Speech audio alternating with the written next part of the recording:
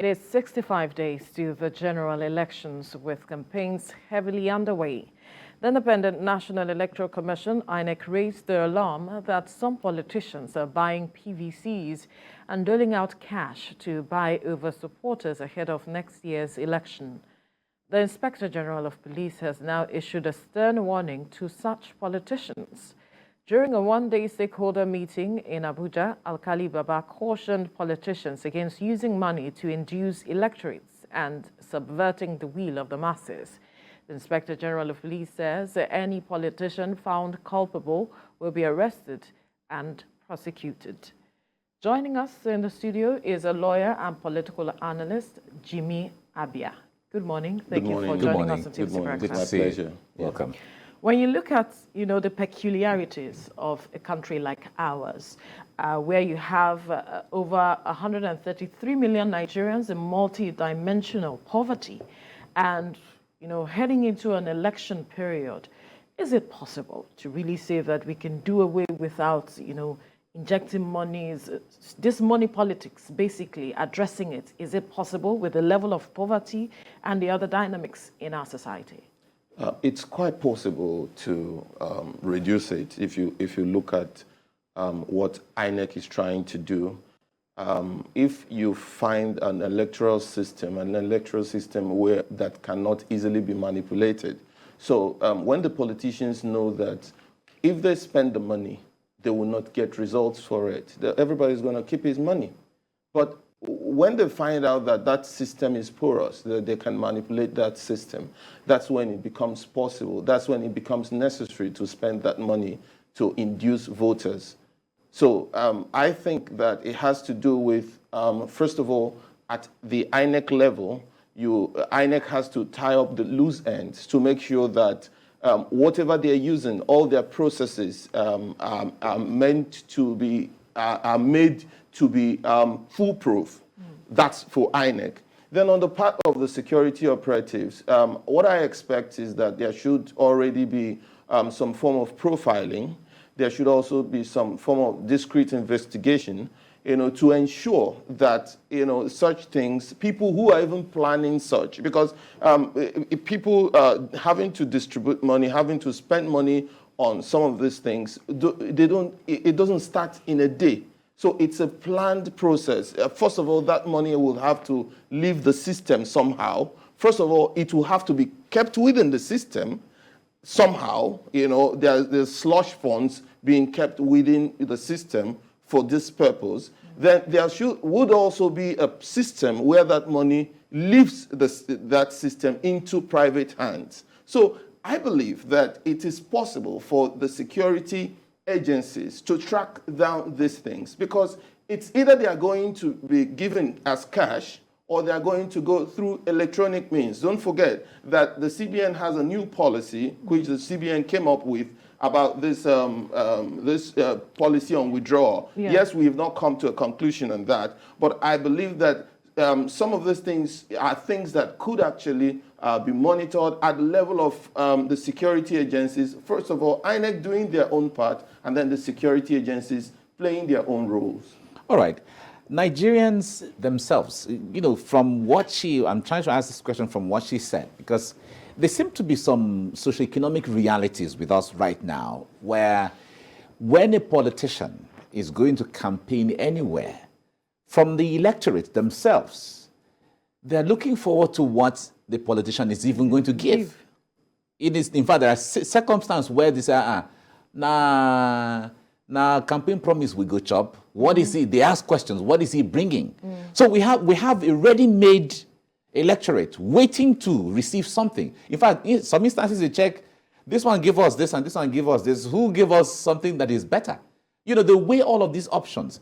Now, that mindset, how does it compound the situation? Because INEC will try all the best they can, ensure that their system is foolproof, like you said, ensure that the security agencies are monitoring politicians or monitoring the transfer of funds, but the people themselves, who are even ready, to call, or in fact, sometimes even demand. So how does that compound the situation? Yes, we've seen a lot of that. Yeah. We've seen a lot of that.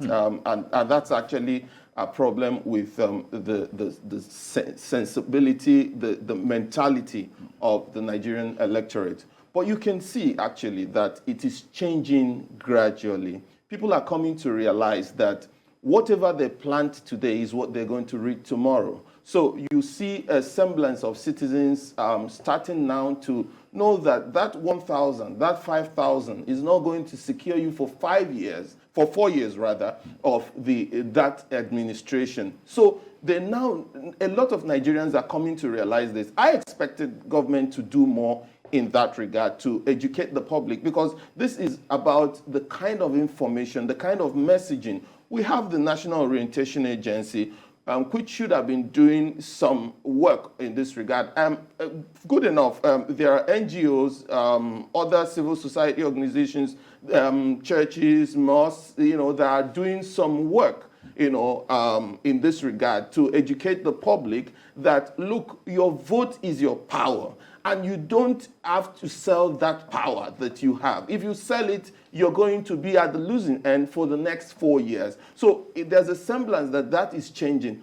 But again, I also believe that when the politicians realize that whatever they give to the people will not impact on the elections, no matter the demands. If no matter the demands, they are not going to give it out. So it's yes, the people need to also change their their mentality towards politics. But also, if the authorities do their own work and make sure that whoever spends this kind of money, it will not yield the kind of results. You understand? Yes, it will not amount to much. Even if it amounts to little, it might not amount to much. Then you will see that you reduce money politics to a reasonable extent.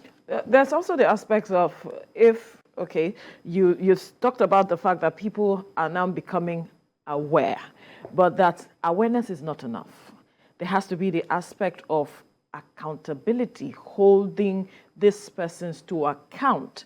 If that room is given, perhaps that we change the narrative with regards to issues like this. What do you say to that? Of course. Like I mentioned it, that there needs to be a level of accountability. You need to, like I mentioned, at the level of the security agencies, because they are the ones who are going to do all the investigation, do all the profiling, get all the information, hold persons who have been found culpable in this regard, who have been found, to have, gotten involved in some of these things. I'm looking at it beyond the security agencies, where the citizens themselves have the opportunity to call to question. You said you would deliver on this, but you did not. So when they begin to have conversations like that, how would that, perhaps empower them the more? Of course, with regards to this thing? It does. Because the citizens, when they realize the fact that the one we voted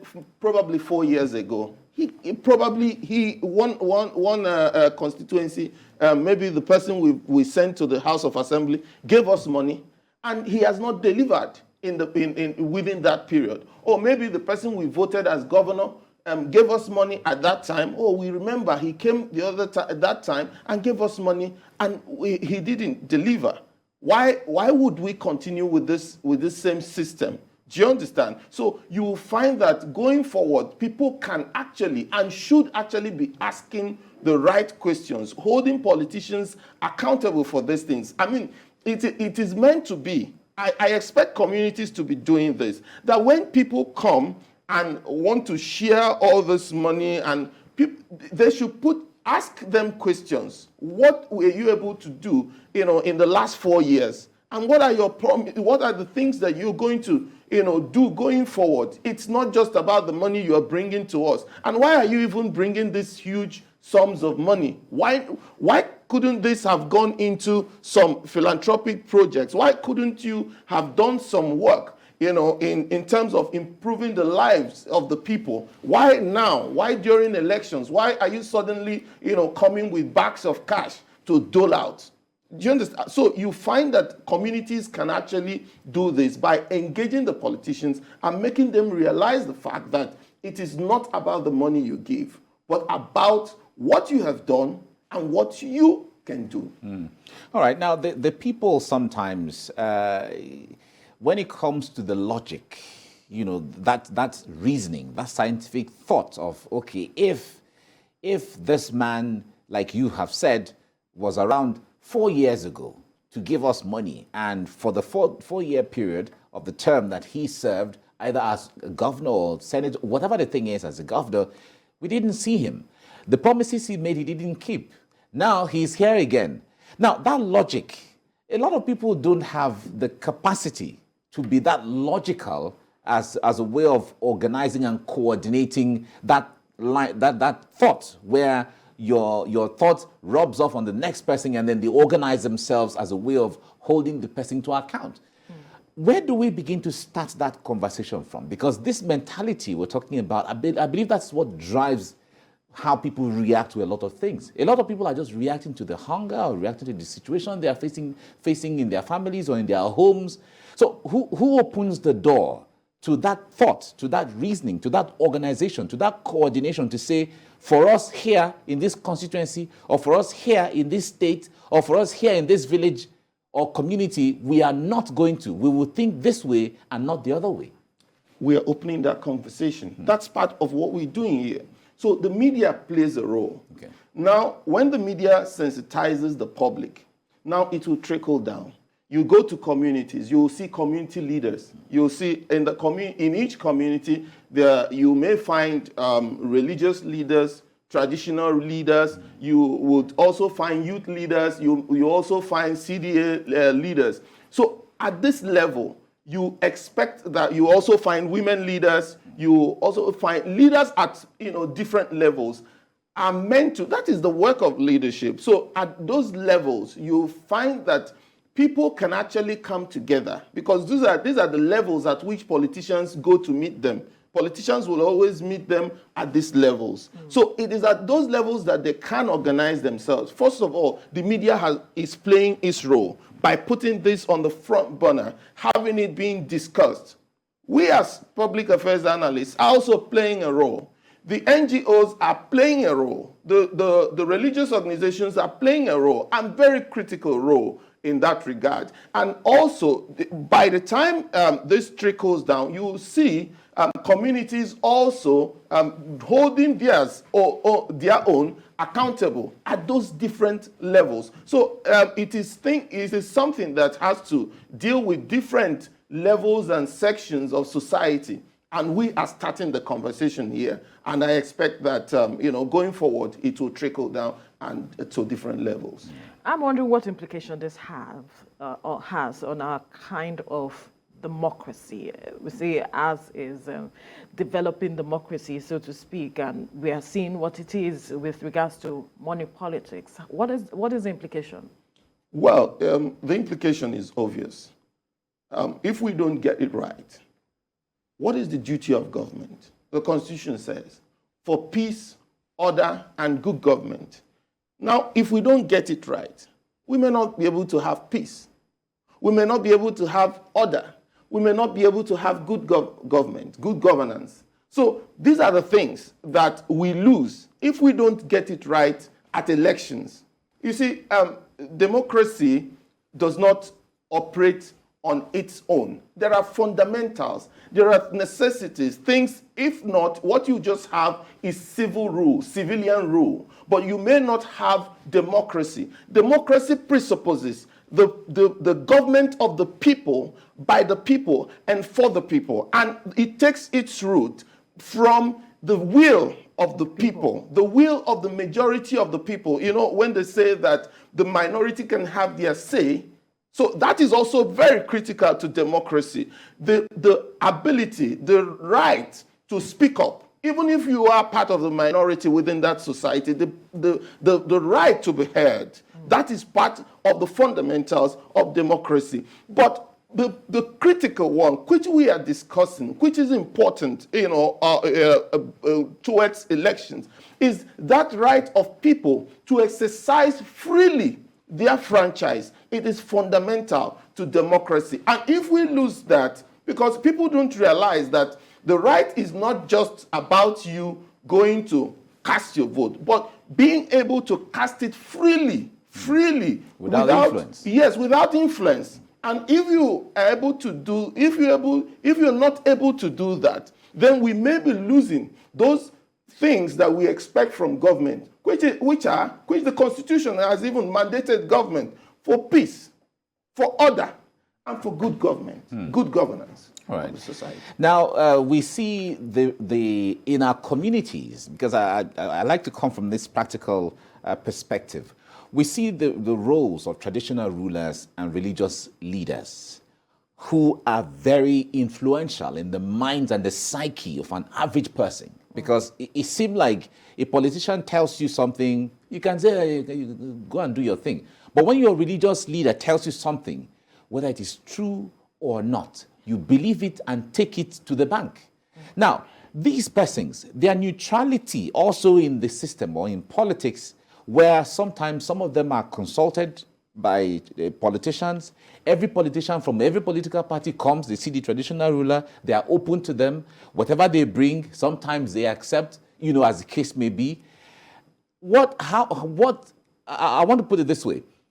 That neutrality, how does it compound this situation now? Because we're trying to see a situation where sometimes these leaders, the religious or the traditional, will be the ones to direct the way people, should think, reason, and be the door openers in that regard. When they don't say anything, and they've been consulted by all the politicians of the day, how does this compound the situation? Well, there's been this argument whether religious leaders, whether traditional leaders should have a political leaning. It has been there, and I believe it will continue being there.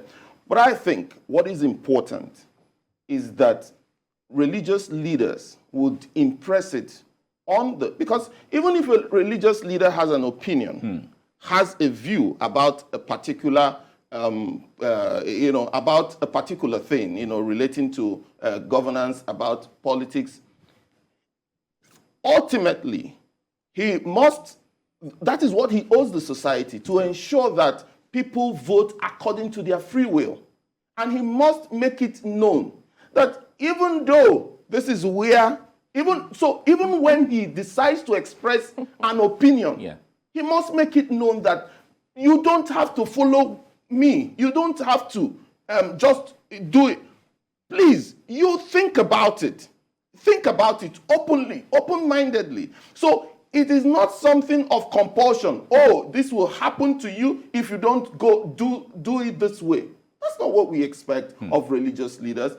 We do not also expect of traditional rulers, saying, we will banish you. Anybody who does not vote in this direction, we're going to banish you from this community.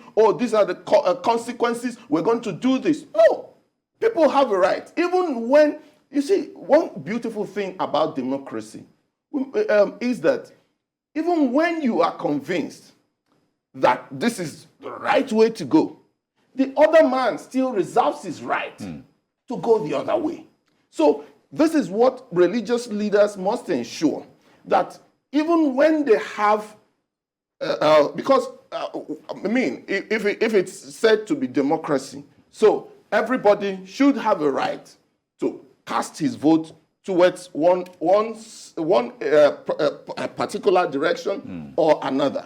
But you must not coerce the next person, because where your right ends is where that of the other person begins. So you expect that political leaders, religious leaders must ensure that they do not coerce their following to go in the same direction. How many people understand this right? A lot of people do not understand that they have this right. Because that's another issue. The way to be told. Yes. The way to be told where to go. Yes. It's a critical issue. I've actually spoken to people who said, we are waiting for I mean, you see Waiting for our leaders to tell us. Waiting for our leaders to direct us where we are going. You understand? Wherever leader, there are some people they call leader. Yes. They say wherever leader says we should go. That's where we, that's you understand? it. That's exactly. where we go. So you see it in Nigeria, but that is why we are holding this discussion to let people know that they have a right not to go where leader is going. If leader is going the right way, for goodness sake, we could go that same way. But don't assume that leader will always go the right way. Think about it critically. Look at the consequences. Look at what it portends for you, for your children. Look at that this is a whole 4 years of your life. This is an entire 4 years of your life and in the lives of your children. So this is what should be at the front burner. This is what should be in your mind when you are making this decision, not just where leader is going, but think critically about it. That could spell some level of penalties for this person if he's not following the leader. But Follow the leader. I'll follow who knows. Exactly, like they say. But anyway, the aspect you mentioned earlier that a lot of persons are becoming aware, and I'm wondering what you feel is the trigger for this level of awareness that we have gotten. Well, I'd say that the longer you practice something, the more people get enlightened, the more people get aware, the more people understand the fundamentals. Of course, you drive towards perfection. It will never be a perfect process. But as you go ahead, people will tend to start understanding that, look, our destiny is in our hands. Oh, we did it 4 years. Oh, it didn't pan out well. So we can actually do it better this time. So I believe that as we have practiced democracy from 1999 till date, I believe you can see the progress we gradually make, that, people are getting sensitized, people are getting aware. I believe that it is something that goes with time. With time, I mean, there was a time that if you needed to make calls, you have to go to one phone booth. Oh, yeah. You stand in And there queue up there. and queue up. We witnessed that, Yeah. but today you have it in your hands. So it is a progressive process. People are getting aware. People are coming to understand that they can actually decide, who governs them. And again, as the process is improved, because that's another thing that has given people the confidence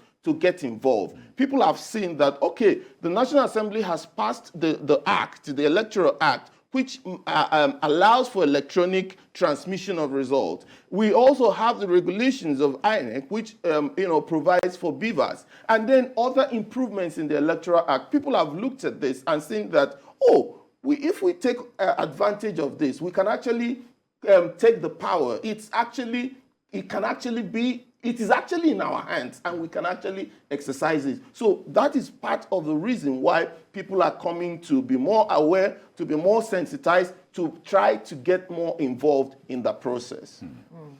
All right, it's quite interesting. As we get into the next election, everyone, there's apprehension on one hand, there's assurances on the other hand, a mix of all of those. But what do you see in this next election? What is peculiar about this next election from what you're seeing so far, differently from the previous ones? Okay, we have seen in the next election, we have the electronic transmission. Yeah. So that is something new, something that has not been, apart from some states where it's been tried out. So it is something new that's going to be tried out in this election. That's one thing. Then two, we have also seen the awareness amongst young people. So you see the young demographic, trying to get involved, to play certain critical roles, in the electoral process. Then you also see that, there's also more talk about the involvement of certain parts, or certain demographic within the society. For instance, women, are saying we need to, make our voices heard at this time, because we had the law, which they tried, the bill, about certain percentage for women, which could not pass. But they are saying that, look, we can now, take our destinies in our own hands. So women are also trying to get more involved. The young population are also trying to get more involved. So you see a semblance that what we may have in the next election, in the coming election, will be something different and better from what we have had in the past. Yeah. It's okay. All right, we need to leave the conversation here now, so we must thank you, lawyer and political analyst Jimmy Abia, for your time on the program. My pleasure. Thank you very much. My pleasure.